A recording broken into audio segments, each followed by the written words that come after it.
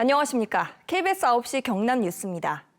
경남에서도 정부의 의대 정원 증원 계획에 반발하는 전공의들이 대거 사직서를 제출했습니다. 경상남도는 오늘 오후 3시 기준 진주 경상국립대병원과 양산 부산대병원, 성균관대 삼성창원병원, 창원 국립경상대병원 등 4개 병원 전공의 351명이 사직서를 개별적으로 낸 것으로 확인했습니다.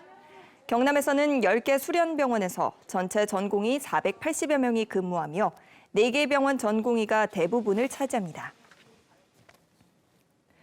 여당이 지역구 공천자 발표를 이어가면서 경남에서도 여야의 총선 대진표가 속속 윤곽을 드러내고 있습니다.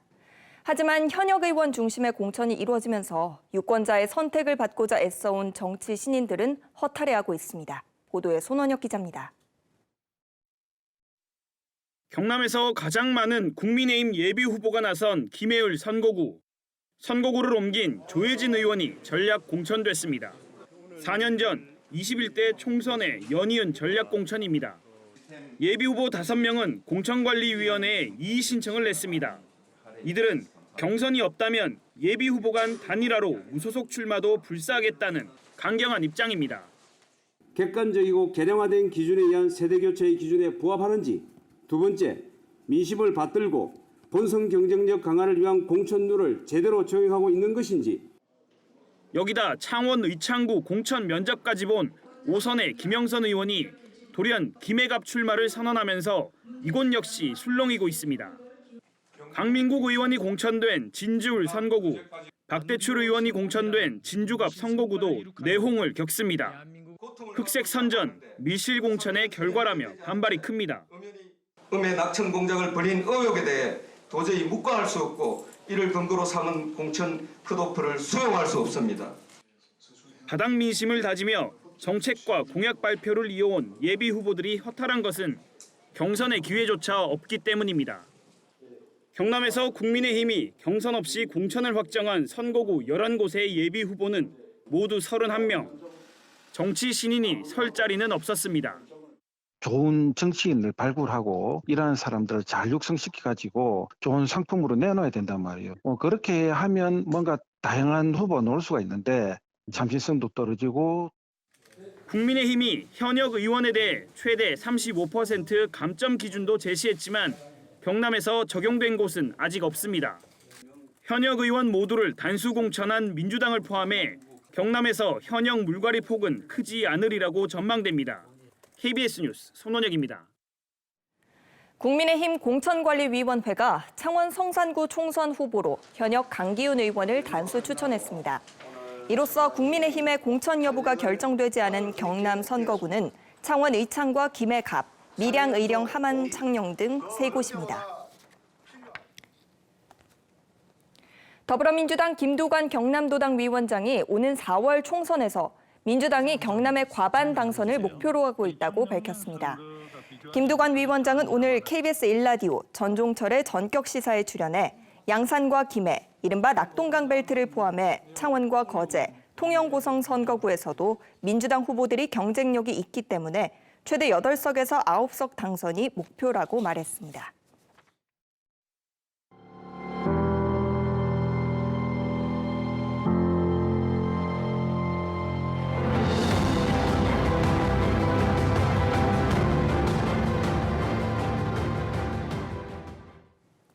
새해부터 짙어지는 저출생의 그림자.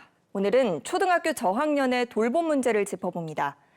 최근 개학을 앞두고 새학기부터 방과 후 돌봄 교실을 이용할 수 없게 된 초등학교 2학년 부모들이 적지 않습니다. 이들은 결국 아이들을 사교육에 맡길 수밖에 없어 육아의 중대 고비에 놓였습니다. 윤경재 기자입니다. 예비 초등학교 2학년 자녀를 둔 40대 맞벌이 학부모 A씨.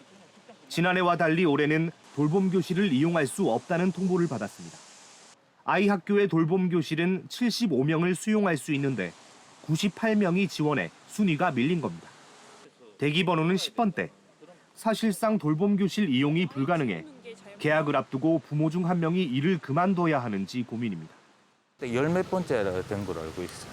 만약에 한 사람이 빠진데도 그 순번이 어떻게 오겠습니까? 그냥 직장 그만두는 수밖에 없어요. 창원의 한 초등학교. 학교 돌봄 민원이 50명인데 예비 1학년 신청자만 60명을 넘어 예비 2학년은 신청을 받지도 않았습니다. 당장 2학년 학부모들은 하교 뒤 아이를 맡길 곳이 없어 발등에 불이 떨어졌습니다.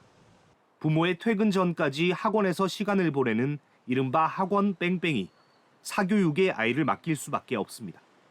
학원을 보낸다 해도 이게 또 학원 한두 개로는 어림도 없거든요. 그래도 그만큼 또 사교육비를 감당해야 되는 부담이 그만큼 또 커지는 거고. 맞벌이와 저소득층, 다자녀 가정이 지원할 수 있는 방과 후 돌봄 교실. 하지만 도심 과밀 지역 등 각 학교 사정에 따라 저학년부터 우선순위를 정해 뽑거나 일부에선 추첨까지 동원합니다. 국민권익위원회가 최근 3년 동안 확인한 돌봄교실 관련 민원은 8,700여 건. 새학기를 앞두고 돌봄 사각지대에 놓인 학부모들은 경력 단절이냐, 사교육이냐, 선택의 기로에 내몰리고 있습니다. KBS 뉴스 윤경재입니다. 오는 5월 우주항공청 사천 임시청사 개청을 앞두고 사천시가 오늘 우주항공청 현안 사업 발굴 보고회를 열었습니다. 보고회에서는 300명 규모의 우주항공 공과대 개설, 사천 컨벤션센터 신규 건립, 사천공항 확장 등 87건에 달하는 사업이 논의됐습니다. 사천시는 사업 추진에 7조 7천억 원이 필요할 것으로 추산했습니다. 공무원 노조 경남본부가 오늘 경남 선관위 앞에서 공무원의 선거 업무 강제 동원 중단을 촉구하는 천막 농성을 시작했습니다. 노조는 선거 관련 업무의 강제 동원을 멈추고 수당을 인상하라는 요구를 4년 넘게 하고 있지만 경남 선관위가 무책임한 답변으로 일관하고 있다고 주장했습니다.